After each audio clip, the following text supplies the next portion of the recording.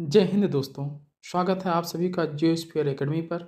आज का हमारा अपना टॉपिक है संतुलन की संकल्पना, एरी एवं प्राट की संकल्पना तथा इसमें अंतर। तो सबसे पहले हम देखते हैं कि आइसोस्टेसी जो शब्द है ग्रीक शब्द आइसोस्टेसियस से लिया गया है, जिसका तात्पर्य है समस्थिति। समस्थिति का तात्पर्य है स्थैतिक साम्यावस्था अथवा भू संतुलन की दशा, अर्थात हमारी पृथ्वी जो घूर्णित अवस्था में है उसकी जो उच्चावचीय दशाएं हैं उनके मध्य जो संतुलन कायम है उसी को हम समस्थिति कहते हैं। जैसे धरातल के ऊपर पर्वत, पठार, मैदान, घाटियाँ ये सब पाई जाती हैं और चूँकि पृथ्वी घूर्णन कर रहा होता है, इन उच्चावचीय दशाओं के मध्य जो साम्यावस्था पाई जाती है उसी को हम आइसोस्टेसी कहते हैं। संतुलन शब्द का प्रयोग सर्वप्रथम अमेरिका के भूगर्भ शास्त्री डटन ने 1889 ईस्वी में किया। पृथ्वी के भूपर्पटी पर विस्तृत खंड जो विभिन्न ऊंचाइयों पर अवस्थित हैं तथा धरातल पर पर्वत श्रेणियों, पठार, मैदान अथवा महासागरीय नितल के रूप में दिखाई पड़ती हैं, इनके मध्य मिलने वाले संतुलन को समस्थिति या भू संतुलन कहते हैं। अर्थात अगर देखा जाए तो परिभ्रमण करती हुई पृथ्वी के ऊपर स्थित क्षेत्र जैसे पर्वत, पठार और मैदान एवं गहराई में स्थित क्षेत्र जैसे झील, समुद्र आदि में जो भौतिक अथवा यांत्रिक स्थिरता की दशा होती है, इसी को संतुलन की दशा कहते हैं। सन 1959 में हिमालय क्षेत्र के दो स्थानों के बीच की दूरी को दो विधियों ट्रायंगुलेशन मेथड और एस्ट्रोनॉमिकल मेथड से नापा गया। दोनों विधियों के माप में कुछ अंतर आया। माप का यह अंतर हिमालय के गुरुत्वाकर्षण खिंचाव का प्रतिफल था, अतः इस गुरुत्व विसंगति इसे कहा गया तथा इस विवाद ने भू संतुलन के विवाद को जन्म दिया, जिसके लिए एरी, प्राट और हेस्कैनन जैसे वैज्ञानिकों ने अपनी संकल्पनाओं को दिया। तो आइए सबसे पहले हम लोग देखते हैं एरी की संकल्पना। एरी महोदय की जो संकल्पना थी उसके कुछ आधारभूत मान्यताएं थीं। सबसे पहले उसको देखते हैं। पहली मान्यता कि धरातलीय आकृतियां समान घनत्व वाली श्यालिक पदार्थों से निर्मित हैं तथा अधः स्तर पर तैर रही हैं।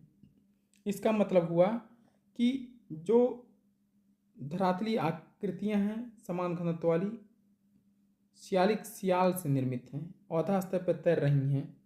जो अधः स्तर है वो किसका बना हुआ है? सीमा पर। अर्थात इसका मतलब ये हुआ कि जो सियाल है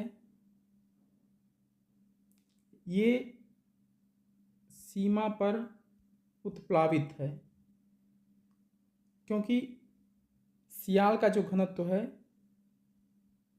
सियाल का घनत्व होता है 2.67, वहीं सीमा का घनत्व 3 है। इसलिए सियाल चूँकि हल्का है और सीमा उससे भारी है, तो इसके ऊपर ये क्या है? तैर रहा है, उत्प्लावित अवस्था में है। सेकंड पॉइंट देखते हैं। धरातलीय आकृतियों की जड़ें ऊंचाई के अनुसार अधः स्तर में गहराई तक प्रविष्ट हैं। यहाँ पर तात्पर्य यह है कि जो धरातलीय आकृतियाँ जैसे पर्वत हो गया, पठार हो गया, मैदान हो गया, तो जो जैसे जैसे इनकी ऊंचाई है उसी ऊंचाई के अनुसार ये धरातल के नीचे भी गहराई तक प्रविष्ट हैं। जैसे पर्वत की ऊंचाई ज़्यादा होती है तो पर्वत काफ़ी गहराई तक उसी अनुपात में धरातल के नीचे अधः स्तर में प्रविष्ट है। मैदान की गहराई ऊंचाई कम होती है तो मैदान अंदर की तरफ भी कम गहराई तक प्रविष्ट हुआ है। तो अगला पॉइंट, लंबी जड़ें अधः स्तर के भारी पदार्थों को अधिक हटाती हैं तथा कम लंबी जड़ें कम हटाती हैं। इस प्रकार धरातलीय आकृतियाँ संतुलन की अवस्था में हैं। इसको हम इस प्रकार देखते हैं। दूसरे शब्दों में अगर देखा जाए तो एरी का यह मानना है कि सियाल सीमा के ऊपर तैर रहा है, क्योंकि सियाल का घनत्व 2.67 है और सीमा का घनत्व 30 है। इनके अनुसार विभिन्न स्तंभों का घनत्व बराबर है और उनकी गहराई अलग अलग है। यानी कि जो कॉलम हैं, स्तंभ हैं, उसका घनत्व समान है, लेकिन गहराई में अंतर इन्होंने कहा। Uniform density with varying thickness.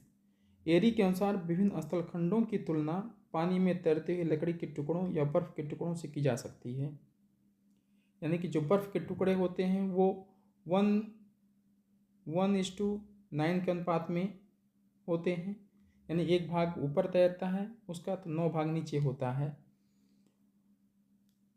इसका मतलब है कि एरी का कहने का तात्पर्य है कि अधिक ऊंचे उठे भाग गहराई तक प्रविष्ट हैं, जबकि कम ऊंचे भाग आधा स्तर में कम गहराई तक प्रविष्ट हैं।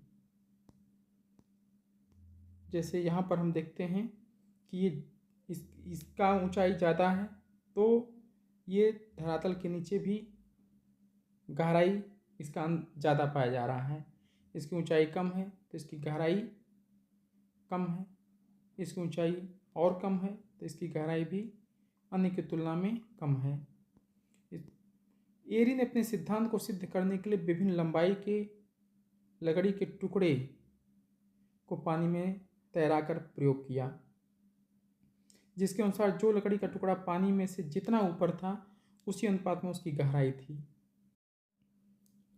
एरी ने पुनः बताया कि विभिन्न स्तंभों का घनत्व बराबर होता है तथा उनकी गहराई में परिवर्तन होता है। उनके जो ये विचार थे उसको इस रूप में भी समझा जा सकता है कि जिस प्रकार बर्फ का टुकड़ा यानी आइसबर्ग जल में तैरता है तो उसका एक भाग जल के ऊपर रहता है और उसका 9 भाग जो है जल के अंदर रहता है। उसी प्रकार यदि महाद्वीपीय भागों का औसत घनत्व 2.67 तथा सबसिस्टम का घनत्व 3 मान लिया जाए तो क्रस्ट के प्रत्येक भाग को सबसिस्टम के ऊपर रहने के लिए क्रस्ट के 9 भाग को सबसिस्टम के नीचे रहना होगा।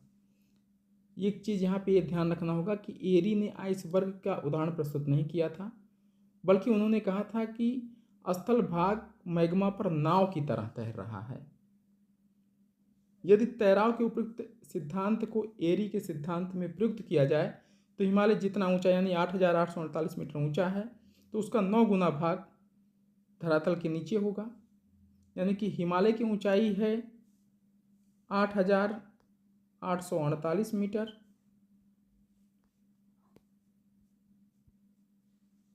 और उसका 9 भाग तो 8,848 मल्टीप्लाई करेंगे 9 से तो 79,632 मीटर, इतना वो सबसिस्टम के नीचे होगा। इसको हम चित्र के माध्यम से समझते हैं। उन्होंने लकड़ी के समान टुकड़ों को लिया और लकड़ी के समान टुकड़ों को उन्होंने कहा इन सबका घनत्व समान है और इनका जो सिद्धांत था कि जो भाग अधिक ऊंचा होगा उसका अधिक भाग सबसिस्टम में डूबा होगा और जो भाग कम ऊंचा होगा उसका कम भाग डूबा होगा। तो यहाँ पे हम देख रहे हैं कि ये सबसे ज़्यादा ऊंचा है तो ये सबसे ज़्यादा गहराई में है और इसकी ऊंचाई कम है तो ये कम गहराई तक गया हुआ है। एरी के जो सिद्धांत थे उन सिद्धांतों को अगर देखा जाए तो उन्होंने कहा कि विभिन्न स्तंभों का घनत्व बराबर होता है, उनकी गहराई में परिवर्तन होता है। यद्यपि वर्तमान समय में एरी के मत को सबसे अधिक समर्थन प्राप्त है तथापि इसमें कुछ दोष भी हैं। यदि तैराव का नियम मान लिया जाए तो हिमालय की ऊंचाई का जितना भाग हिमालय के नीचे जड़ में होगा लेकिन इतनी गहराई पर वह पिघल जाएगा। दूसरा, जड़ों का घनत्व अपेक्षाकृत कम मानना वर्तमान ज्ञान के विपरीत है। अर्थात अगर देखा जाए तो हिमालय की ऊंचाई 8,848 मीटर है और 8,048 गुणे 9 अर्थात 79,632 मीटर हिमालय सबसिस्टम के नीचे होगा। लेकिन जैसा कि हम जानते हैं कि धरातल के ऊपरी भाग से अगर हम नीचे की तरफ जाते हैं तो प्रति 32 मीटर नीचे जाने पर 1 डिग्री सेंटीग्रेड तापमान में वृद्धि होती है। इस प्रकार हिमालय की इतनी लंबी जड़ यानी कि 79,632 मीटर की गहराई पर अत्यधिक ताप के कारण पिघल जाएगी। अतः यह मत यहाँ पर भ्रामक प्रतीत होता है। नेक्स्ट है प्राट की संकल्पना। प्राट ने हिमालय की चट्टानों तथा सीमावर्ती मैदान की चट्टानों के अध्ययन के आधार पर बताया कि पहाड़ों का घनत्व पठारों का मैदानों से कम तथा मैदानों का घनत्व समुद्र तली से कम होता है, अर्थात ऊंचाई एवं घनत्व में उल्टा अनुपात होता है। प्राट के अनुसार एक क्षतिपूर्ति तल होता है जिसके ऊपर घनत्व में अंतर पाया जाता है और नीचे समान घनत्व होता है। एक स्तंभ में घनत्व नहीं बदलता, परंतु एक स्तंभ से दूसरे स्तंभ में घनत्व में अंतर पाया जाता है, यानी कि जो स्तंभ होगा एक स्तंभ उसमें समान घनत्व होगा लेकिन दूसरे स्तंभ में घनत्व में अंतर पाया जाता है। इस प्रकार प्राट ने अपना प्रमुख मत uniform depth with wiring density का प्रतिपादन किया। यहाँ पर हम देख रहे हैं कि दो कॉलम हैं ए तथा बी। अगर यहाँ पर ये दोनों समतोल रेखा के सहारे स्थित हैं जिसको क्षतिपूर्ति तल कहा गया। आ तथा बा के धरातलीय क्षेत्र बराबर हैं। इन दोनों का जो धरातलीय क्षेत्र है यानी ये बराबर है, परंतु उनकी ऊंचाई में पर्याप्त अंतर है। ये ज़्यादा ऊंचा है, ये उसकी तुलना में कम ऊंचा है, लेकिन दोनों का भार संतुलन के लिए कंपनसेशन रेखा के सहारे बराबर होना चाहिए। इसलिए आ स्तंभ का घनत्व कम, क्योंकि दोनों का भार बराबर है तो आ स्तंभ का घनत्व क्या होगा, कम होगा बा की तुलना में, ताकि दोनों का भार संतुलन रेखा पर समान हो सके। जैसे मान लेते हैं कि इसका घनत्व कम है, इसका घनत्व ज़्यादा है। अगर भार के रूप में देखें, अगर ये 5 kg का है, ये भी 5 kg का है, ये अगर लोहा है, ये अगर कागज़ है, तो जाहिर सी बात है कि इसकी ऊंचाई ज़्यादा होगी, इसकी ऊंचाई कम होगी, क्योंकि ज़्यादा स्थान को घेरेगा कागज़, लोहा कम स्थान को घेरेगा। तो उनका कहना है, इस प्रकार अगर देखा जाए तो प्राट के सिद्धांत को, प्राट ने इस मत का प्रतिपादन किया कि ऊंचाई तथा घनत्व में उल्टा अनुपात होता है, अर्थात ऊंचा स्तंभ कम घनत्व, नीचा स्तंभ अधिक घनत्व। Bigger a column lesser the density, smaller a column greater the density. Pratt के अनुसार घनत्व में अंतर केवल स्थल मंडल में होता है, पायरोस्फीयर और बायोस्फीयर में नहीं होता। प्राट ने अपने सिद्धांत को निम्नलिखित चित्रों के माध्यम से समझाने का प्रयास किया है। यहाँ पर हम देख रहे हैं कि विभिन्न जो कॉलम हैं, जो ऊंचा है उसका घनत्व क्या होगा, ऊंचा स्तंभ है तो इसका घनत्व कम होगा, और स्तंभ नीचा है तो इसका घनत्व ज़्यादा होगा। यहाँ पर आप देख रहे हैं कि यहाँ पे चांदी, जस्ता, पायराइट, टीन, लोहा, निकल, तांबा, सीसा, इन सब में अगर देखा जाए तो जो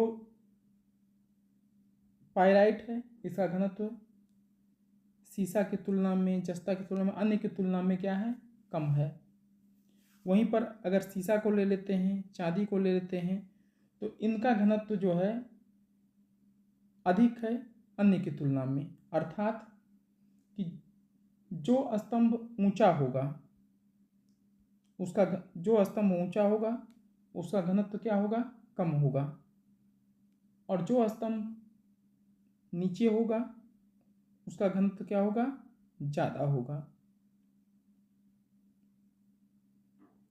आगे देखते हैं एरी और प्राट के विचारों में तुलना।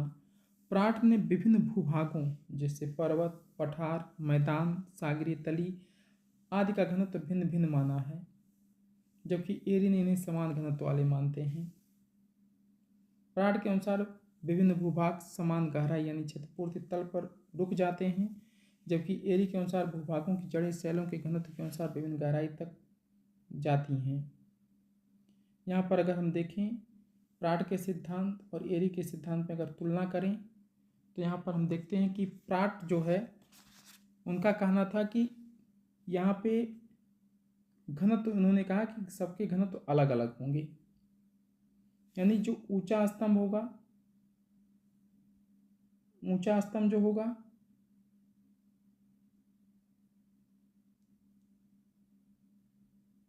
उसका घनत्व जो होगा क्या होगा, कम होगा, और जो नीचा स्तंभ होगा उसका घनत्व ज़्यादा होगा। वहीं पर एरी ने कहा कि घनत्व समान होगा, सभी स्तंभों का घनत्व समान होगा, किंतु उनकी गहराइयों में अंतर पाया जाएगा। कुल मिलाकर के एरी और प्राट के में अगर तुलना किया जाए तो उसमें मुख्य अंतर यह है कि एरी ने बताया कि विभिन्न स्तंभों का घनत्व बराबर होगा, केवल उनकी गहराई में अंतर होगा, उनकी गहराई में अंतर होगा। जो भाग जितना अधिक ऊंचा होगा वो भाग सब सिस्टम में अधिक गहराई तक धंसा रहेगा। वहीं प्राट ने बताया कि एक समान गहराई में घनत्व में अंतर होता है, यानी कि गहराई एक समान होगी और विभिन्न स्तंभों के घनत्वों में अंतर पाया जाएगा। जो स्तंभ ज़्यादा ऊंचा होगा उसका घनत्व कम होगा, और जो स्तंभ कम ऊंचा होगा उसका घनत्व ज़्यादा होगा। धन्यवाद। अगर आपको हमारा कॉन्सेप्ट समझ में आ रहा है और वीडियो पसंद आ रही है तो इसे लाइक करना ना भूलें, अपने दोस्तों के साथ शेयर करना ना भूलें ताकि उन्हें भी इसका फ़ायदा मिल सके। साथ ही कमेंट करके बताइए कि हमारा यह वीडियो कैसा लगा। इस वीडियो का नोट्स आपको हमारे Telegram channel Geosphere Academy official पर मिलेगा, जिसका लिंक आपको डिस्क्रिप्शन में मिल जाएगा। धन्यवाद।